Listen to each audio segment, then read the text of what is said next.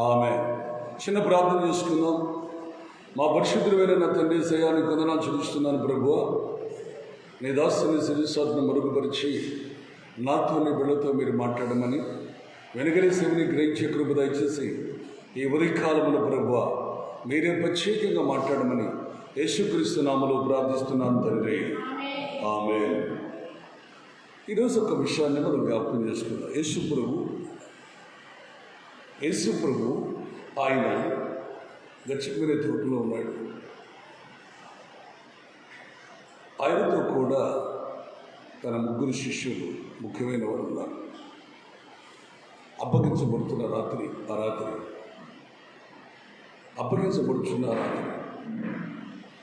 అయితే చూడండి, బైబిల్ గ్రంథంలో వచ్చి చాలా జాగ్రత్తగా 26వ అధ్యాయము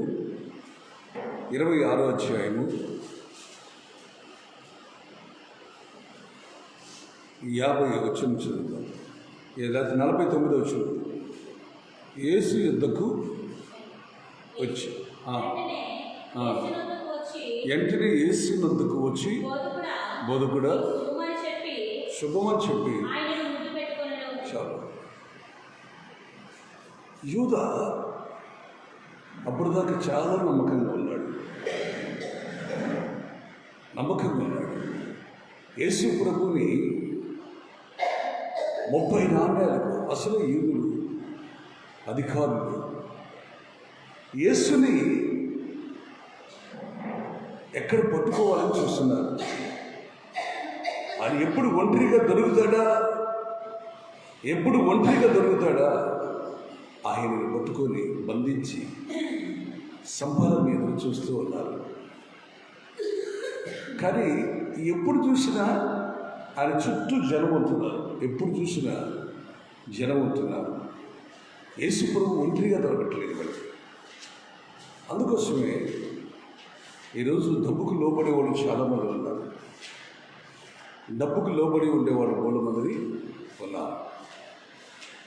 ఆ డబ్బుకు లోబడి ప్రతి ఒక్కరు కూడా ఎంత ఘోరమైన చేసేవారుగా ఉన్నారు.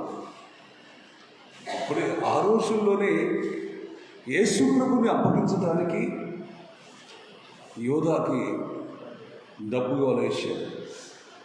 వెంటనే 30 నాణ్యాలకు యేసును అప్పగించడానికి సిద్ధపడ్డాడు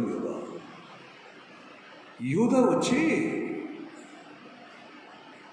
యేసు ప్రభుని ముద్దు పెట్టుకున్నాడు. జాగ్రత్త, ముద్దు పెట్టుకోవడం ప్రేమ ముద్దు వేరు, తల్లి తన బిడ్డకి పెట్టే ముద్దు వేరు. ఇప్పుడు యేసు ప్రభువు పెట్టిన ముద్దు వేరు. ఆయన చెప్పిన మాట ఏంటంటే, యూదులతో నేను ఎవరిని ముద్దు పెట్టుకుంటారో అతనే యేసు, అతన్ని మీరు బంధించండి. యూదా వచ్చి వెంటనే ఆయన కౌగిలించుకొని ముద్దు పెట్టుకున్నాడు. యేసు ప్రభుని ముద్దు పెట్టుకున్నాడు. చదవండి, జాగ్రత్తగా గ్రహించారు. 50వ వచనం చదవమ్మా. యేసు చెలికాడ నీవు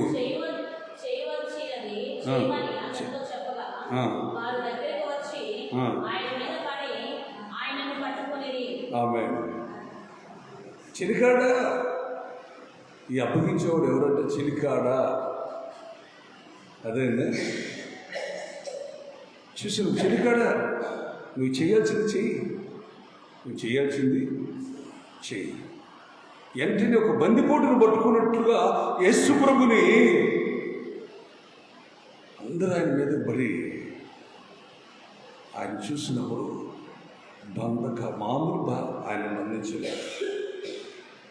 ఆయనని బంధించేశారు. వెంటనే పేతురుకి కత్తి దూసి ఆ సైనికుడి మీద వేసాడు. ఆ కత్తి అసలు వెడ తెగిపోవాలి ఎక్కువకారంగా. అయితే సైనికుడు అతను పక్క తప్పెక్కునేటప్పటికి నీ చెవు లేచిపోయింది. చెవి తెగిపోయింది. చెవి తెగిపోగానే పేతురు వెంటనే పేతురు అంటున్నాడు, పేతురు నీ కత్తి లోను పెట్టుకో, నీ కత్తి తిరిగి మళ్ళీ పెట్టుకో. నేను వేడుకుంటే కొన్ని వేల దూతలను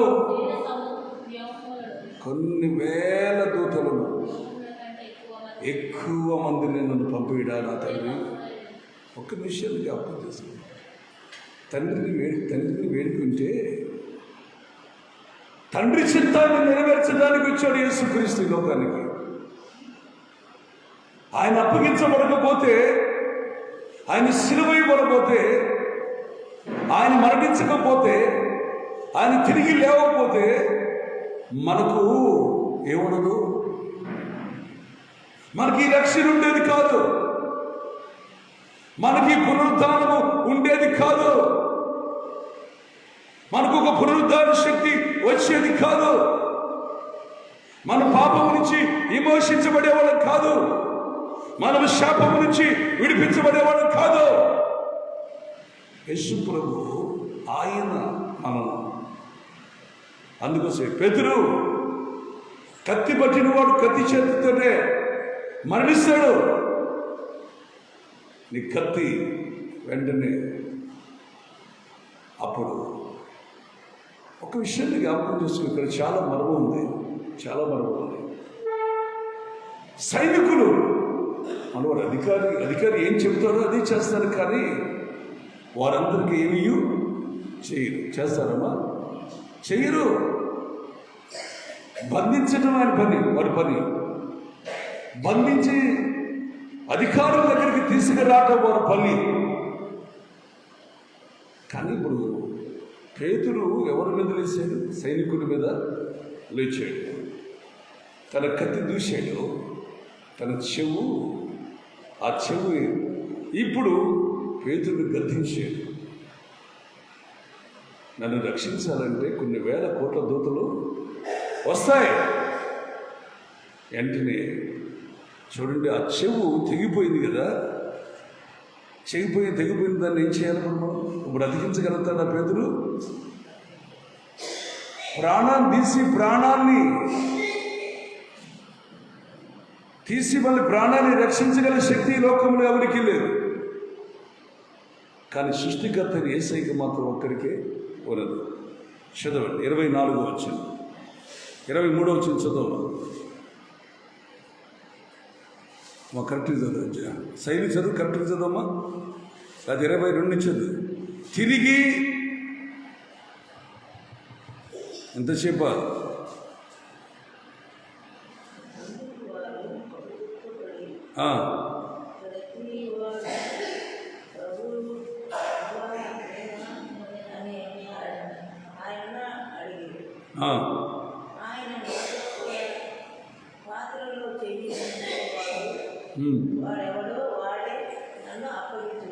అది కాదు, అక్కడే చదివేసండి. 50 నుంచి చదవండి. యేసు చదవండి. మా చదువు శైలి చదువు కొద్ది వాక్యం. నువ్వు చేయవలసింది చెయ్యి. ఆయన మీద పడి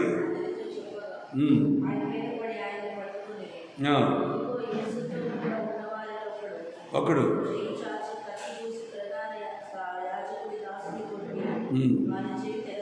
ఆడు చెవు తగనగిరి యేసు తిరిగి పట్టుగరము కత్తి చేతనే మరణించదు.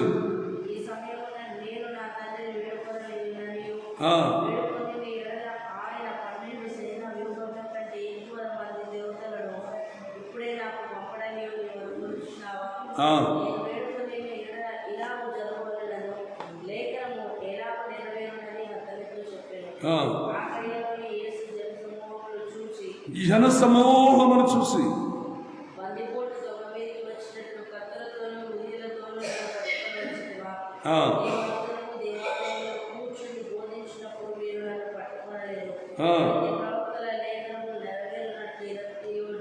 ప్రవర్తన లేఖనము నెరవేరినట్లు ఇదంతా జరిగినని చెప్పాను. ఆ ఇరిచి పారిపోయింది. హల్లెలూయా. ఇప్పుడు దాకా యేసు ప్రభుతో ఉన్న శిష్యులందరూ కూడా ఏమైపోయారు? పారిపోయారు. నా ప్రియమైన దేవుడా, యేసు ప్రభు వచ్చింది, ఆయన వచ్చింది మన కొరకు అప్పగించబడటానికి, మన కొరకు మన పాపములు మన దోషములు నలగొట్టబడటానికి. లేఖనము ఆయన గురించి ప్రవచనాలు ఏం చెప్పినాయో అవన్నీ నెరవేర్చడానికి యేసుక్రీస్తు ఈ లోకానికి వచ్చాడు. ఆ సైనికుడి యొక్క చూసినప్పుడు ఎప్పుడు ఆ చెవు నరికాడో ఆ చెవుని మళ్ళీ తీసి అలాగనే ఉంచాడు, నార్మల్ అయిపోయింది. అసలు ఎందుకంటే సృష్టికర్తకు ఆయనకు సాధ్యం కాదు ఏది లేదు. ఈరోజు ఒక విషయాన్ని జ్ఞాపకం చేసుకున్నాం. సృష్టికర్త అయిన దేవుణ్ణి ఆరాధిస్తున్న మనము ఎప్పుడు కూడా సృష్టికర్త మనకేం చెప్తున్నాడు, ఆయన ఎలా జీవించాడు, ఆయన యొక్క విధానం ఏంటనేది ఆలోచన మనం చేయాలి. నాకు అనిపిస్తుంది యేసు ప్రభువు అంతమంది వచ్చారు. ఆయన వేడుకుంటే దూతలు పంపిస్తాడు. మన కోసమే దూతలు ఉంచిన దేవుడు. 91 కీర్తనలు అంటాడు కదా, 12వ వచనం, ఆయన నిన్ను గురించి తన దూతలకు ఆజ్ఞాపించను, నీ పాదములకు రాయి తగలకుండా వారు తన చేతుల మీద ఎత్తి పట్టుకుని అంటాడు కదా. మరి 34వ కీర్తనలు కూడా అంటాడు కదా, యెహోవాకు భయభక్తులు కలిగిన వారి చుట్టూ తన దూత కావిలిగా ఉండి వారిని రక్షించును, వారిని రక్షించును. మరి యేసు ప్రభువును రక్షించడానికి దూతలు కాదు, కొన్ని వేలకు దూతలు కూడా వస్తారు. ఆమేన్, హల్లెలూయా. అసలు దూతలు దిగాయంటే ఒక్కళ్ళని బతకగలుగుతారా? ఒక్క దూత 1,00,000 మందిని చంపగలరు. అంత శక్తివంతమైనది దూతలు. మిఖాయేలు ఒక్కడే మొత్తం కూడా అందరినీ చిన్నాచులకలుగా చేయగలడు. గట్టిగా లేదమ్మా. అందుకోసం ప్రియమైన దేవుడిలో ఒక విషయాన్ని జ్ఞాపకం చేసుకోవాలి. యేసుక్రీస్తు ఈ లోకానికి వచ్చింది తండ్రి యొక్క చిత్తాన్ని నెరవేర్చడానికి. నన్ను కూడా దేవుడు చిత్తపరిచాడు. రష్యన్ గారిని ఏర్పాటు చేసుకున్నాడు, లేకపోతే మరి నాగమలక్కని ఏర్పాటు చేసుకున్నాడు. మిమ్మల్ని అందరినీ ఒక్కొక్కరిని ఏర్పాటు చేసుకున్నాడు. నన్ను కూడా ఏర్పాటు చేసుకున్నాడు దేవుడు. మన ఎడల దేవుడి చిత్తము నెరవేర్చాలి. ఏం చేయాలి ఇప్పుడు మనం? అమ్మా, అర్థమవుతుందా? నాగమలక్క కొన్ని రోజుల్లో బాధపడాలని దేవుడిని చిత్తాన్ని నెరవేర్చాడు. ఒక్కోసారి అనిపిస్తుంది కుటుంబంలో సమస్యలు వచ్చినప్పుడు శుభ్రంగా, అంటే సింపుల్గా చెప్తున్నారు, మనకు కొన్ని బాధలు వచ్చినప్పుడు పోయినోడు బెటర్, నాకు ఏంటి బాధలు అనిపిస్తుందా కదా? మనకి ఈ బాధలు వచ్చినప్పుడు అప్పుడు ఎవరు గుర్తొస్తారు మనకి? ఎవరు? పోయినోడే. మా బావగారి మంచిది, ఆయనకి ఏ బాధలు లేవో. లక్ష్మీ గారికి కూడా అంతే అనిపిస్తుంది.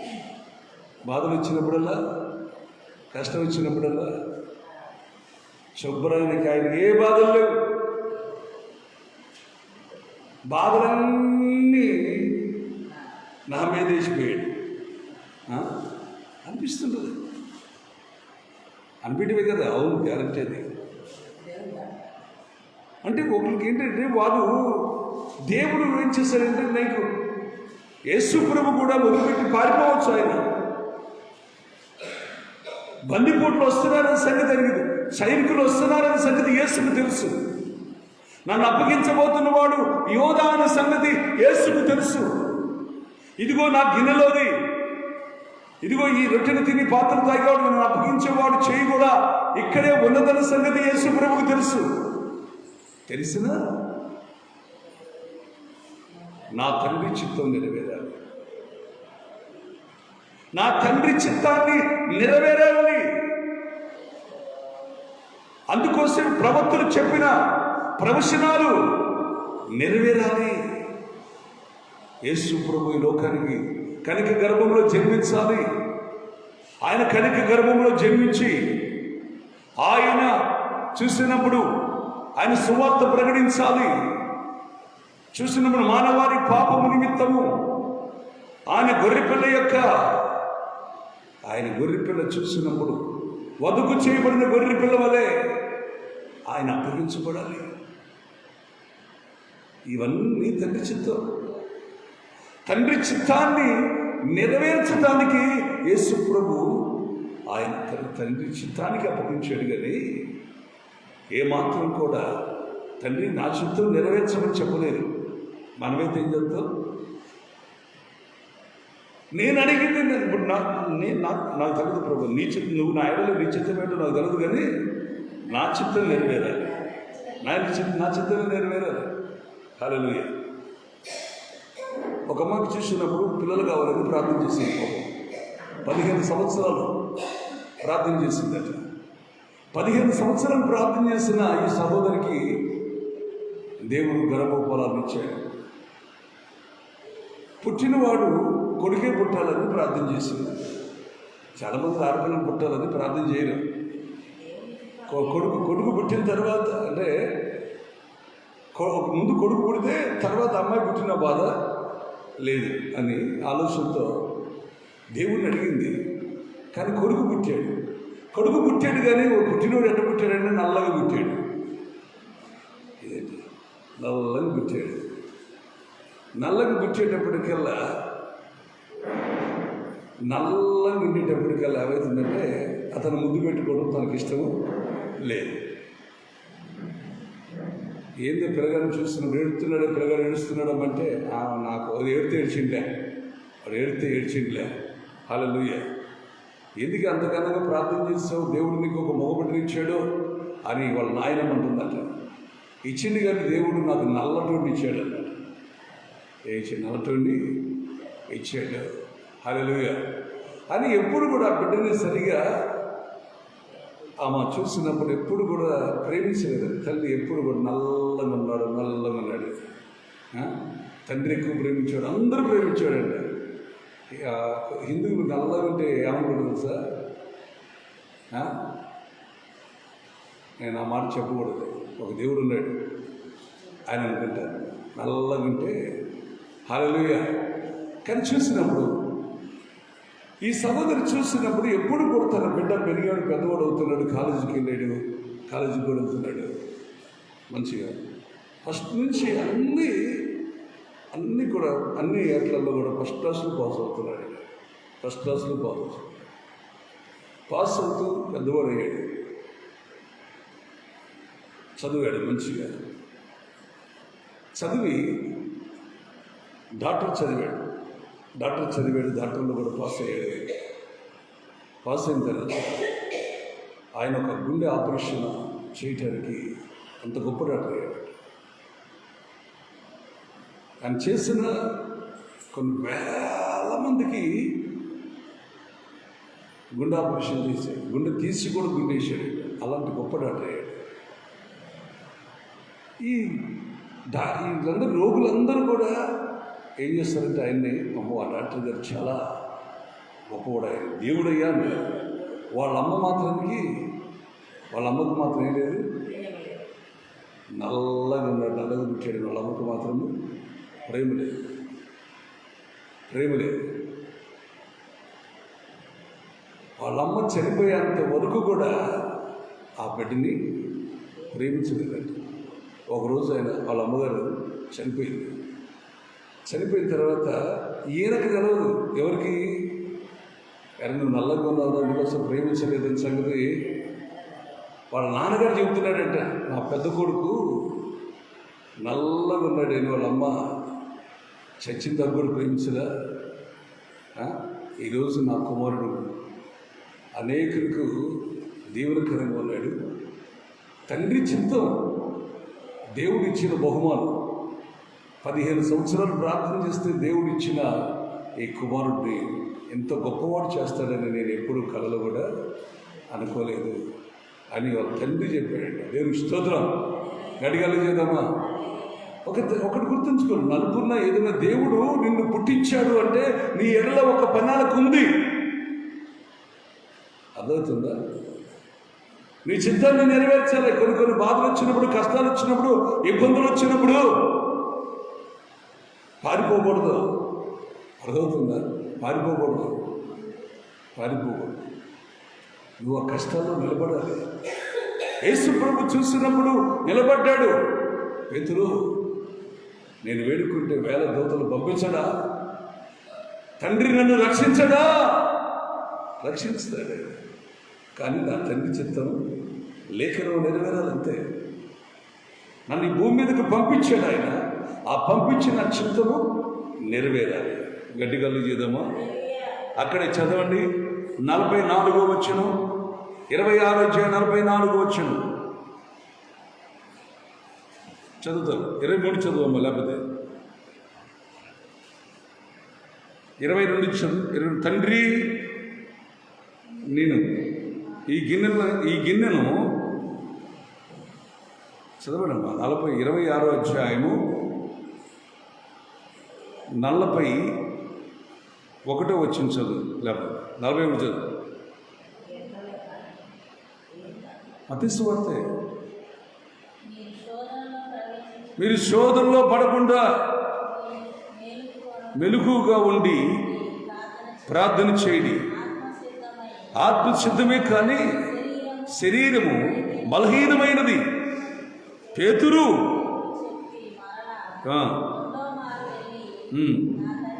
నా తండ్రి, దీనిలోది తాగితేనే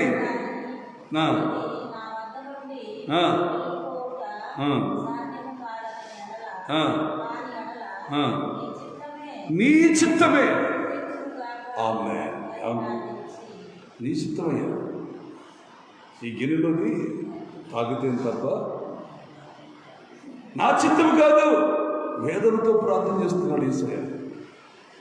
ప్రార్థన చేస్తున్నాడు బాబు. ఆయన కూడా మనిషి కుమారుడు కాబట్టి ఆయన కూడా ఈ లోకంలో మనతో ఉండాలని, మనతో జీవించాలని, ఆయన ఇంకా కొంతకాలం తన పిల్లలతో ఉండాలని, మనందరితో ఆనందంగా ఉండాలని ఆశ ఉంది. కానీ మళ్ళీ ఏమంటున్నాడు? నీ చిత్తమే సిద్ధించునుగాక అని ప్రార్థించి తిరిగి మరలా నిద్రించుట చూసెను. ఏలయనగా వారి కనులు భారముగా ఉన్నను.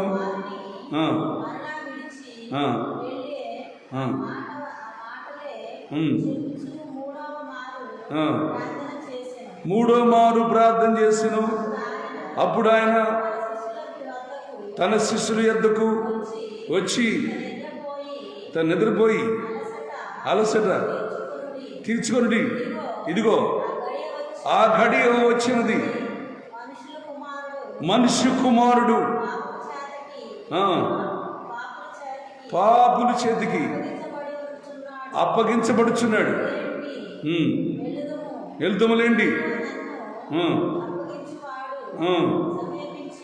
మనం అప్పగించేవాడు సమీపించి ఉన్నాడు. వారితో చెప్పాను. ఆయన ఇంకను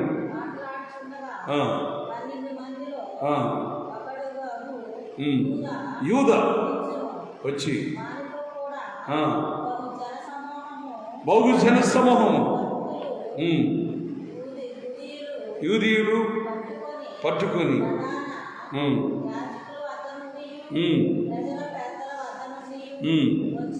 ఆమె చూడండి, ఒక్కసారి జ్ఞాపకం చేసుకోండి. యేసుక్రీస్తు కూడా నా తండ్రి నీ చిత్తము జరిగించాలి. తన చిత్తానికి అప్పగించుకున్నాడు. ఇప్పుడు కూడా మనం ఏం చేయాలి? ఏం చేయాలమ్మా? నేను ఎలా ఉండాలంటే కలవదు. ఆయన చిత్తం నా ఎడలో ఏముందో అది నెరవేర్చాలి అంతే. ఆయన చిత్తానికి మనము లోబడాలి. ఆయన చిత్తానికి లోబడాలి. హల్లెలూయా. మనంతగా ఆన్లైన్ ప్రార్థన, భక్తులు కూడా ప్రార్థన, నేనంతా కూడా రాత్రి నిద్రపోతున్నా కూడా ప్రార్థన చేస్తూనే ఉన్నా. అంటే నిద్రలో కూడా మళ్ళీ ఆల్రెడీ జరుగుతున్నారు, పడుకున్నా కూడా. అంటే మన ఆలాపన, మన తలంపులు, మన ఆలోచనలు ఉన్నప్పుడు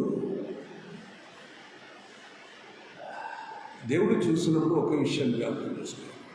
ఎప్పుడు మనము దేవుని చిత్తంలో నెరవేర్చబడతాయో, దేవుని చిత్తానికి మనం అప్పగించబడతామో, అప్పుడే సరైన మార్గంలో దేవుడు నన్ను నడిపిస్తాడు. యేసు ప్రభుని అప్పగించబడి యేసు ప్రభు కూడా తనతో కూడా రావాలని చూశాడు. అయ్యా నీతో వస్తాను, కావాలంటే నీతో కూడా నేను మరణిస్తాను, నీతో కూడా శిలవేయబడతాను అని. నేను ఎవరో ఎరగనని ముమ్మారు అబద్ధం వాడేంతవరకు కోడి కూడా కొయ్యదో పేతురు. హల్లెలూయా. పేతురు బాగా ప్రేమిస్తాడు యేసుప్రభు. ఎప్పుడు యేసయ్య ఎంట ఉంటాడు, కానీ యేసుప్రభు ఒక మాట అన్నాడు, నేను ఎవరో తెలియదని నువ్వు ముమ్మారు అబద్ధం వాడితే అప్పుడే కోడి కూర్చుందని చూశాను. ఇక్కడి నుంచి అక్కడికి, అక్కడి నుంచి అక్కడికి యేసుప్రభు తీసుకెళ్తూనే ఉన్నారు. కానీ ఎవరిస్తూనే ఉన్నాడు పేతురు. నువ్వు ఆయన శిష్యులు, ఒక శిష్యుడు కదా నువ్వు అని అడిగినప్పుడు ఆయన ఎవరో నాకు తెలవదు అన్నాడు. మళ్ళీ ఆయన్ని ఇంకొక స్థలం తీసుకెళ్తున్నప్పుడు మళ్ళీ పేతురు అనుకుంటున్నాడు, ఎవరు నువ్వు శిష్యుల్లో నువ్వు ముఖ్యమైనవాడు కాదంటే ఆ యేసు ఎవరు నాకు తెలియదు. మళ్ళీ మూడోసారి అడిగాడు. మూడోసారి మళ్ళీ ఎదురయ్యాడు. ఎందుకంటే ఈయన ఎవరిని వెంబడిస్తున్నాడు? యేసుక్రీస్తుని వెంబడిస్తున్నాడు. గట్టిగా చేద్దామా? యేసుని వెంబడించేటప్పటికల్లా అప్పుడు ఈయన కూడా ఆయన శిష్యుడే. ఈయన కూడా చూసినప్పుడు వాళ్ళు ఇదిగో అని చెప్పేసి యేసు ఎవరు నాకు అసలు నాకు ఎవరు తెలియదు, ఆయన గురించి ఇప్పుడింటివే అని అడిగే కుక్కరు ఒకరి కోడి కూసేసి, అయ్యో ప్రభువా. అప్పుడు యేసు ప్రభు చెప్పిన మాట గుర్తొచ్చింది పేతురికి. ఆయన చిత్తం నెరవేర్చాలి అంతే. పేతురు ఒకటనుకుంటే మనం ఉంటుంది, మన ఆలోచనలు వేరు, మన తలంపులు వేరు. ఆయన భూమికి ఆకాశానికి ఎంతో ఉన్నతముగా ఉన్నాయో ఆయన తలంపులు మన ఎడల అంత ఉన్నతముగా ఉన్నాయంట. గట్టిగా చేద్దామా? హల్లెలూయా. గట్టిగా చేద్దామా? హల్లెలూయా.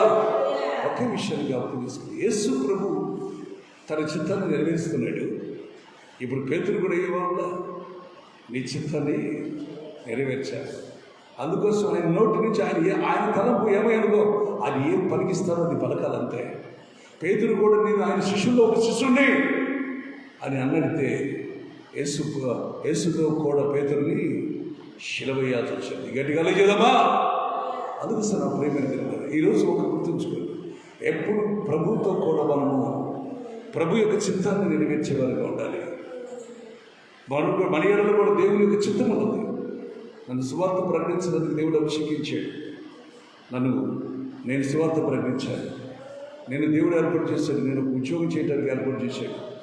ఉద్యోగం చేస్తూ ఈ సువార్తకి కావాల్సిన నీకు ద్వారాగా ఒక దశభాగాలు ఇవ్వడానికి నేను సిద్ధపరిచాడు అనుకున్నాను. నీ కుటుంబాన్ని పోషించడానికి, నీ కుటుంబాన్ని సరిచేయడానికి. కొంతమందికి ఒక్కోసారి అనిపిస్తుంది మనం ఎందుకున్నావా అనిపిస్తుంది. అంటే వాళ్ళు అంతవరకే ఉంది వాళ్ళకి. కానీ మన ఎడలో దేవుని చిత్తం చాలా ఉన్నది. గడిగల చేద్దామా? చాలా ఉన్నది. అందుకోసం ఒక్కోసారి అనిపిస్తుంది దేవుడు మన ఎడల ఆయన చిత్తము ఎప్పుడు నెరవేర్చబడును గాక. గడిగల చేద్దామా? ప్రభు మన ఎడల ఆయన చిత్తం నెరవేరును గాక. ఎప్పుడు మనం చేర్చింది ఏంటంటే ప్రార్థనే. ఎప్పుడు మనం చేర్చింది ఏంటంటే ప్రార్థన చేయి. ప్రభు నీ చిత్తము చూడండి. 39 అధ్యాయం, అక్కడే 39 అధ్యాయం చదవండి ఒకసారి. అక్కడ 39 చదవండి. 26, 39 చదవండి. కొంత దూరం వెళ్ళి సాగిలపడి, తండ్రి సాధ్యమైతే ఈ గిన్నెను నా యొద్ద నుండి తొలగించు, నా ఇష్ట ప్రకారం కాదు నీ చిత్త ప్రకారమే కానీ అని చెప్పి ప్రార్థన చేశాను. అమ్మా, ఎప్పుడన్నా మనం ప్రార్థన చేసేటప్పుడు ప్రభు నీ చిత్త ప్రకారము. నేను ఒకళ్ళు మంచి ప్రార్థన పూర్వక ఫోన్ ఉంది, ఫోన్ కొలది. ఆ ఫోన్ కొలదే ఆ ఫోన్ నేను చేశాను, సినిమా పాట వస్తుంది. వెంటనే సిస్టర్ ఏంది ఆ పాట? నేను పెట్టలేదు అయ్యారు. ఎవరు పెట్టారమ్మంటే నా కొడుకు పెట్టాడేమో అంది. నా కొడుకు పెట్టాడేమో అంది. వెంటనే వాళ్ళ అబ్బాయిని అడిగారు ఫోన్లో. అడిగితే ఏందన్నా నువ్వు ఆ పాట తీసేదానా అంటే నేను పెట్టలేదు, మా డాడీ పెట్టాడు అన్నాడు.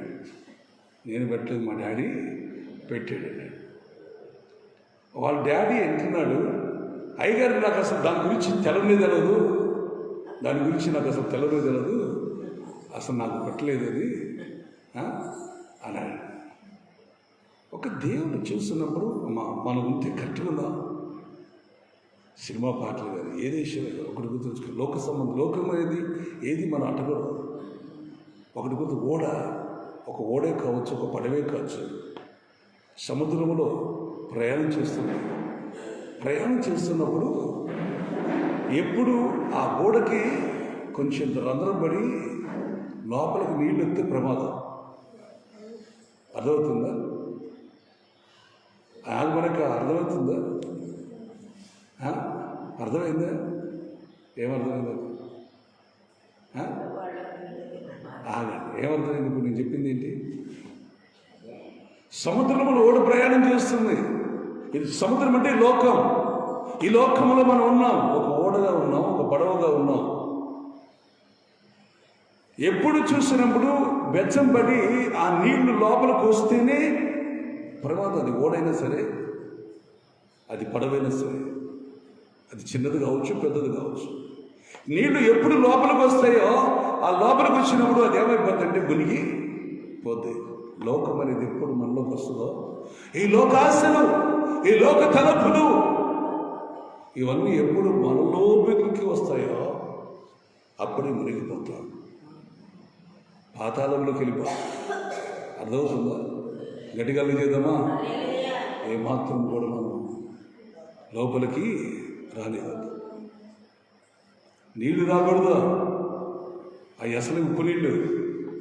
లోకం రానికూడదు, లోకాశలు ఏమాత్రం కూడా లోపలికి రాకూడదు. వచ్చినాయా మునిగిపోతాం. గట్టిగా చేద్దామా? ఏమాత్రం అందుకోసమే యేసు ప్రభు ఒకటి నిశ్చితమే. ఆయన కూడా లోకంలో జీవించాడు, లోకంలో ఉన్నాడు, కానీ ఒక ప్రత్యేకత కలిగి ఉన్నాడు ఆయన. మనము కూడా అలాంటి ప్రత్యేకత కలిగి పొందముగాక. హల్లెలూయా. చూడండి, బైబిల్ గ్రంథంలో నుంచి మీకు ఒక మాట చెప్పేసి ముగిస్తాను. 1 కొరింథీ 10వ అధ్యాయం 16వ వచనం. 10వ అధ్యాయం 16వ వచనం.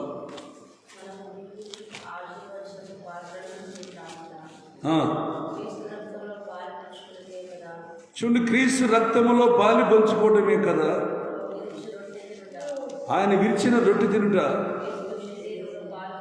చూడండి, క్రీస్తు శరీరములో పాలు పంచుకోవడమే కదా. మనమందరం ఒకే రొట్టెలో పాలు పుచ్చుకుంటున్నాం. అనేకులమైన మనము ఒక్క శరీరమై ఉన్నాము. గట్టిగా చేద్దామా? ఏమై ఉన్నాము? మనము ఒకే శరీరమై ఉండాలి. క్రైస్తవ దేవుని పిల్లలంటే వారొక తీరు, ఈరొక తీరు ఉండకూడదు. యేసు ప్రభు ఎలా ఉన్నాడో శిష్యుడు కూడా అలాగనే ఉన్నారు. తర్వాత మనం కూడా ఒకే గిన్నెలు తాగుతున్నావు, ఒకే రొట్టెలు తింటున్నాం. మనందరూ అనేకులు కావచ్చు, కానీ ఒకే శరీరమే ఉండాలి, ఒకే ఆత్మ కలిగి ఉందముగాక. ప్రభు చిత్తం మన ఎడలు నెరవేరునుగాక. 11వ అధ్యాయం 23వ వచనం. 11వ అధ్యాయం 23వ వచనం చదువుతాం. 1 కొరింథీ. నేను అప్పగించబడిన దాన్ని ప్రభు వలన నేను పొందితిని. ప్రభువుని యేసు అప్పగించబడిన రాత్రి ఒక రొట్టెని ఎత్తుకొని కృతజ్ఞతాస్తుతులు చెల్లించి దాన్ని విరిచి, మీ కొరకే నా శరీరము నన్ను జ్ఞాపకం చేసుకోవడానికి దీన్ని చేయడం చెప్పాను. ఆ ప్రకారమే భోజనమైన పిమ్మట ఆయన ఒక పాత్రని ఎత్తుకొని ఈ ప్రార్థన వల్ల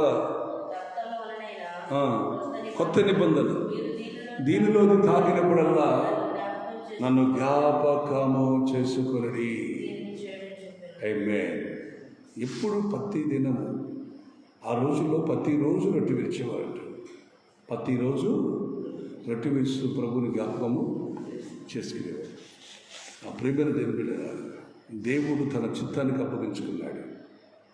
ఆయన చిత్త ప్రకారంగా సిలువైపడ్డాడు. ఒకరిదొక్క 40 దెబ్బలు తిన్నాడు. వాళ్ళంతా కూడా రక్తముద్ద అయిపోయింది. ఆయన ఆ సిలువ తన భుజముల మీద మోసుకొని గొలియత కొండ వల్ల తీసుకొని పోయాడు. అక్కడి నుంచి ఆ సిలువలో ఆయన చేతులు నాటి, ఆ శిలువలో నాటి ఆకాశానికి భూమికి ఇద్దరు దొంగలు, కుడి పక్కన ఒక దొంగ, ఎడం పక్క ఒక దొంగ, ఇద్దరు మధ్యలో ఎలాడుతూ ఉన్నాడు. ఆయన ఎలాడుతూ ఉన్నాడు. కానీ ఒకటి ఏంటంటే, యేసు ఒక దొంగ అంటాడు, ప్రభువా నువ్వు రక్షించుకుని మమ్మల్ని కూడా రక్షించరాదా అన్నప్పుడు మరొక దొంగ అతన్ని గర్భిస్తే ఊరుకుండు. మనం చేసిన పాపానికి, మనం చేసిన దోషములకు ఇది కాదు, ఈ శిక్ష కాదు, ఇంతకంటే ఎక్కువ మనకు ఆయన ఏ పాపము చేయనివాడు. ఆయన ఏ పాపము చేయనివాడు. దొంగ కూడా తెలుసండి, ఎవరు దొంగో ఎవరు మంచో దొంగ కూడా తెలుసు. అప్పుడు అంటాడు, యేసు నీ రాజ్యం ఇచ్చినప్పుడు ఒకసారి నన్ను జ్ఞాపకము చేసుకో, నేడే నాతో కూడా పరదేశంలో ఉందో అన్నాడు. గట్టిగా చేద్దామా? యేసు అతనితో సిలువ వేయాలి. ఇద్దరు దొంగలు కూడా సిలువ వేయబడని దేవుడు చెప్తాం. ఒక దొంగ సిలువలోని పక్కన వెంటనే మార్పు పొందాడు.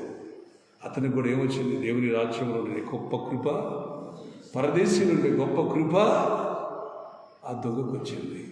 మనము కూడా దేవుని చిత్తాన్ని నెరవేర్చేవారమేండి. మనము కూడా దేవుని యుగయుగాలు ఉండేవాళ్ళం ఉందాం కాక. మనము దేవుని చిత్తం, కొన్ని శ్రమలు వచ్చినప్పుడు, ఇబ్బందులు వచ్చినప్పుడు అర్థందా, పారిపోకూడదు. చాలామంది మాట్లాడేటప్పుడు చాలామందిని ఎంత మూర్ఖగా మాట్లాడతారు, ఎంత బాధపడే మాటలు మాట్లాడతారు. అన్నందుకు దేవుని స్తోత్రం కలుగును గాక. ఏం చేయాలి? అన్నందుకు దేవునికి స్తోత్రం కలుగును. ఎప్పుడు దేవుని చిత్తం. వాళ్ళు అన్నందుకు కూడా ప్రభు దేవుని స్తోత్రం, నీ చిత్తం నెరవేరు. ఈరోజు నన్ను తిట్టినందుకు దేవుని స్తోత్రం, ఈరోజు నన్ను కొట్టినందుకు దేవుని స్తోత్రం. అర్థమవుతుంది? ఏమర్థమైంది? దేవుని చిత్తం లేకుండా ఏది జరగదు. అర్థమవుతుంది? ప్రభు చిత్తము లేకుండా ఏది జరగదు. ప్రసంగి అంటాడు, ప్రతి దానికి సమయం ఉంది, ప్రతి దానికి సమయం ఉంది. పుట్టడానికి ఒక సమయం ఉంది, పెరగడానికి ఒక సమయం ఉంది, పెళ్లి చేసుకోవడానికి సమయం ఉంది, ముద్దు పెట్టుకోవడానికి సమయం ఉంది, చనిపోవడానికి సమయం ఉంది. ప్రతి దానికి ఒక్కొక్క సమయము ఉంది. కానీ ఆ సమయంలో మన ఎడల దేవుని చిత్తం ఏంటో తెలుసుకొని దేవుని చిత్తానుసారంగా జీవించడం గాక. ఓకే, నన్ను స్త్రీగా సృష్టించాడు దేవుడు, నా చిత్తాన్ని నేను నెరవేర్చాలి అని ఎంతమంది ఇప్పుడు అనుకుంటున్నారు? చెప్పండి, అనుకుంటావా? మగోడుగా పుట్టించిన బాబు. స్త్రీలు ఏమనుకుంటారంటే మగోడుగా పుట్టించిన బాబు అనుకుంటారు కొంతమంది. మీరు కాదండి, అప్పుడప్పుడు అనుకుంటాం. నువ్వు అనుకుంటున్నావా? హల్లెలూయా. మగోడుగా పుట్టించినది బాగుండేది అనుకుంటాడు. కానీ మగోడు ఏమనుకుంటాడో తెలుసా? స్త్రీగా పుట్టినా బాగుండే, పద్దాకులు పోయి కష్టపడి శుభ్రంగా ఇంటి పొట్టు నుండి హాయిగా వెంటనే అన్నం కూర వండేసేసి వండుకొని అనిచ్చదు. హల్లెలూయా. ఒక్కొక్కరు అనుకుంటారు. కానీ దేవుడు మగవాడిగా సృష్టించాడు, స్త్రీగా సృష్టించాడు. దేవుడు ఆయన మన ఎడల చేసిన చిత్తం ఏంటో నెరవేర్చాలి. కరెక్ట్గా చూద్దామా? నెరవేర్చాలి. యేసు ప్రభు అందుకోసమే ఆయన తండ్రి చిత్తాన్ని నెరవేర్చాడు. ఈ రోజు నుంచి కూడా ఒకటి గుర్తుంచుకోండి, స్త్రీగా పురుషులుగా మనం అందరం ప్రభు చిత్తం మన ఎడల నెరవేరునుగాక, ప్రభు చిత్తమే మన ఎడల జరుగునుగాక. మోకరించండి, ప్రార్థన చేసుకుందాం. మా పరిశుద్ధుడైన నా తండ్రి యేసయ్యా, నీ కృపలో చూస్తున్నాను ప్రభువా, నీ చిత్తమే సిద్ధించునుగాక. అయ్యా నా తండ్రి, ఈ గిన్నె నీ యొద్ద నుండి తొలగించు. అది నా చిత్తం కాదు, నీ చిత్తమే జరిగించగల. పేతురు చూసినప్పుడు, పేతురు ఇదిగో నువ్వు అమ్మారు అబద్ధమాడింది, ఈరోజు కోడి కొడుకును అని చెప్పారు. నిజమే నాయన, పేతురు ఎవరు ఎవరో నాకు తెలియదని అమ్మారు అబద్ధమాడాడు.